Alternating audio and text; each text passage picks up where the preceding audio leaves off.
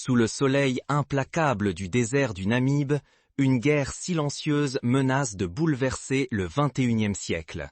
Enfouis sous les dunes, les gisements d'uranium de la Namibie attisent les convoitises des puissances mondiales. Ce minerai, vital pour faire tourner les centrales nucléaires, est désormais au cœur d'une lutte féroce pour l'énergie du futur. L'Inde, colosse asiatique fort de plus d'1 milliard d'âmes, vient de sceller un accord inédit avec la Namibie. Montant, 10 milliards de dollars. Son objectif? Sécuriser l'uranium nécessaire à sa croissance effrénée et à sa soif d'indépendance énergétique. Mais il s'agit de bien plus qu'un simple contrat commercial. Cette alliance touche à la survie des nations, au basculement des équilibres géopolitiques et à l'émergence de l'Afrique comme arbitre sur la scène mondiale. Pour la Namibie, c'est l'occasion de rompre avec les logiques d'exploitation et d'affirmer sa souveraineté en choisissant ses partenaires. Ici, ce qui se joue, c'est la domination énergétique planétaire. Pour l'Inde, une question de survie industrielle. Pour la Namibie, une chance unique de forger son destin, de se développer et de réécrire l'histoire de l'Afrique. Mais comment ce partenariat a-t-il vu le jour? Et pourquoi l'Inde a-t-elle misé sur la Namibie plutôt que sur d'autres géants de l'uranium? Pour comprendre, il faut plonger dans les coulisses d'une négociation aux multiples enjeux. Derrière ce contrat colossal, un affrontement discret s'installe. Ambition nationale, quête de pouvoir, espoir d'émancipation. Si la Namibie arrive à tirer son épingle du jeu, l'ordre mondial pourrait s'en trouver bouleversé. À première vue, la Namibie semble perdue dans une immensité aride, presque effacée de la carte du monde.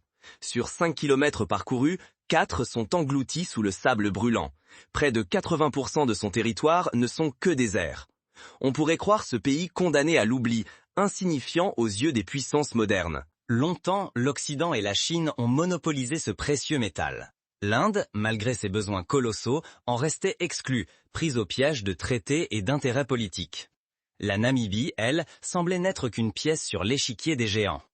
Pourtant, sous cette mer de dunes, la Namibie détient un secret immense. L'une des plus grandes réserves d'uranium du globe. Chaque année, ces mines comme Usab et Rosing extraient presque 1/10 de la production mondiale, alimentant des dizaines de centrales nucléaires à travers la planète. La sécurité énergétique de nombreux pays repose, sans le savoir, sur cette terre oubliée. Mais aujourd'hui, tout vacille. Consciente de son pouvoir, la Namibie tente d'équilibrer les ambitions des grandes puissances. Parviendra-t-elle à transformer ses ressources en levier de développement ou restera-t-elle prisonnière de son rôle de simple pourvoyeuse? Une question brûle. Comment l'Inde, longtemps écartée, a-t-elle réussi à s'infiltrer dans ce marché verrouillé? Pour comprendre ce retournement inattendu, il faut plonger dans les coulisses où se mêlent diplomatie secrète, enjeux énergétiques et rivalités anciennes. C'est ici que tout s'est joué. Sous la surface des accords miniers, une lutte acharnée se joue. L'Inde et la Chine s'opposent en silence, chacune cherchant à contrôler l'uranium namibien et, par extension, l'avenir énergétique du continent africain et du monde entier. Mais tout bascule en 2008. Cette année-là, l'Inde décroche enfin le droit d'acheter de l'uranium sur le marché mondial après des décennies d'interdiction liées au traité de non-prolifération. Cette ouverture transforme la compétition en duel direct avec la Chine. Cette compétition ne surgit pas par hasard. Depuis les années 1970, l'Inde et la Namibie entretiennent des liens profonds. Pendant la guerre d'indépendance namibienne, New Delhi fut parmi les tout premiers alliés, bâtissant un capital de confiance unique en Afrique australe. L'année 1990 marque l'ouverture officielle des relations diplomatiques, scellant ce partenariat. Pékin, lui, a déjà pris une longueur d'avance. Contrôlant la gigantesque mine de Usab, la plus vaste d'Afrique, la Chine verrouille l'accès à l'uranium, multipliant les investissements pour sécuriser ses besoins et influencer le marché mondial du nucléaire. Son objectif est clair, faire de la Namibie un maillon clé de sa chaîne d'approvisionnement, même si cela signifie marginaliser ses concurrents. Pour l'Inde, chaque tonne d'uranium importé de Namibie est une assurance contre les ruptures d'approvisionnement. Dépendre uniquement du Moyen-Orient pour le pétrole, ou des exportateurs comme l'Australie et le Kazakhstan pour le nucléaire, serait une folie stratégique. Diversifier ses sources devient vital pour soutenir sa croissance et limiter l'emprise chinoise. Le pari est risqué. Si l'Inde échoue à s'imposer, elle expose sa sécurité énergétique à la domination de Pékin. Pour la Namibie, le défi est d'éviter de retomber dans une nouvelle dépendance, en équilibrant soigneusement les intérêts indiens et chinois et en gardant la main sur ses richesses.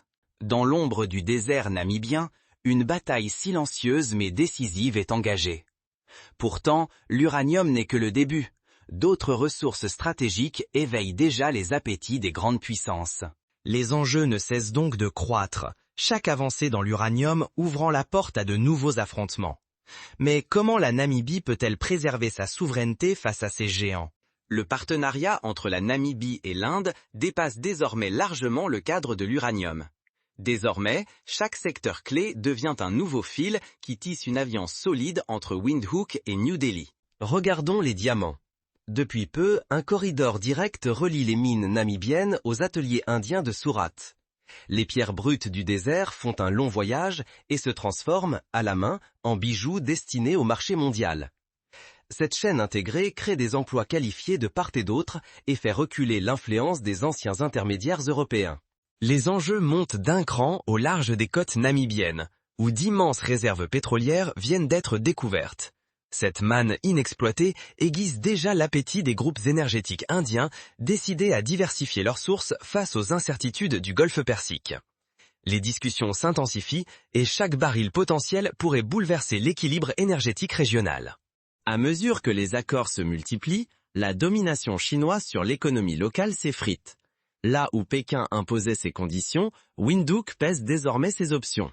Cette diversification offre à la Namibie une marge diplomatique rare en Afrique. Côté technologie, l'Inde implante son système de paiement UPI en Namibie. Ce n'est pas qu'une prouesse technique. Les banques, entreprises et petits commerçants namibiens accèdent ainsi aux flux financiers mondiaux, tout en s'arrimant au réseau numérique indien. Un outil diplomatique redoutable qui lie les deux nations au-delà des matières premières. Mais jusqu'où cette stratégie peut-elle aller sans créer de nouvelles dépendances? La suite éclaire les zones d'ombre et les risques que la Namibie devra encore affronter. Au-delà des statistiques, c'est une révolution silencieuse. L'Afrique s'affirme comme négociatrice de sa propre destinée mondiale. Certes, cette ouverture comporte des risques. Mais en multipliant ses alliances, la Namibie parie sur l'équilibre et l'indépendance, refusant de tomber dans les pièges des anciennes ou nouvelles puissances. Ce choix redéfinit la dynamique régionale sur le long terme. La Namibie, pays de moins de 3 millions d'âmes, démontre qu'il est possible de peser face aux géants. Sa diplomatie s'appuie sur l'audace, la confiance et l'élargissement de ses alliances. Elle exploite ses ressources, mais aussi son histoire, et choisit avec soin ses partenaires, refusant d'être reléguée à un rôle secondaire. Le rapprochement entre la Namibie et l'Inde devient ainsi un modèle. D'autres nations africaines scrutent cette alliance, rêvant de négocier selon leurs propres règles, de diversifier leurs options et de s'imposer face aux puissances traditionnelles. Face à la Chine omniprésente et à l'Occident parfois condescendant, l'Inde émerge comme partenaire alternatif. Elle propose un dialogue fondé sur le respect mutuel, la coopération et l'écoute. Ce positionnement attire les pays africains, désireux de préserver leur souveraineté et de maximiser la valeur de leurs ressources stratégiques. Saisir ces dynamiques, c'est anticiper les fractures économiques et politiques de demain. Le foisonnement de partenariats sud-sud pourrait accélérer la redistribution du pouvoir mondial, affaiblissant l'emprise occidentale et rendant l'Afrique incontournable sur l'échiquier international. Mais la Namibie et l'Inde sauront-elles résister aux tensions et influencer la suite du jeu mondial? Les prochains mois seront décisifs. Chaque choix, chaque alliance comptera. La partie ne fait que commencer. Ignorer ces mutations, c'est risquer d'être dépassé par de nouveaux pôles de pouvoir et des opportunités inédites. Les acteurs incapables de s'adapter resteront en marge, tandis que de nouveaux leaders émergent déjà. La prochaine grande bataille mondiale ne se jouera peut-être pas dans les gratte-ciels des capitales, mais sous le soleil brûlant du désert namibien. Ce qui se passe entre l'Inde et la Namibie n'est pas une simple affaire commerciale. C'est un coup de tonnerre. L'Afrique, longtemps considérée comme terrain de manœuvre, impose aujourd'hui ses propres règles et s'invite au sommet de l'échiquier nucléaire. Ignorer ce bouleversement, c'est accepter que d'autres écrivent l'avenir à notre place. S'informer, c'est prendre l'ascendant. Anticiper les nouveaux équilibres, choisir où placer sa confiance, ses investissements, ses convictions. Dans un monde où énergie, souveraineté et stabilité sont indissociables, surveiller ces alliances devient vital. Ce qui se joue en Namibie redéfinira l'énergie et la géopolitique pour des décennies. Ne réduisez pas l'Afrique à des clichés et ne sous-estimez jamais la portée d'une information claire. Chaque accord, chaque ressource, chaque choix ici peut transformer le visage du monde.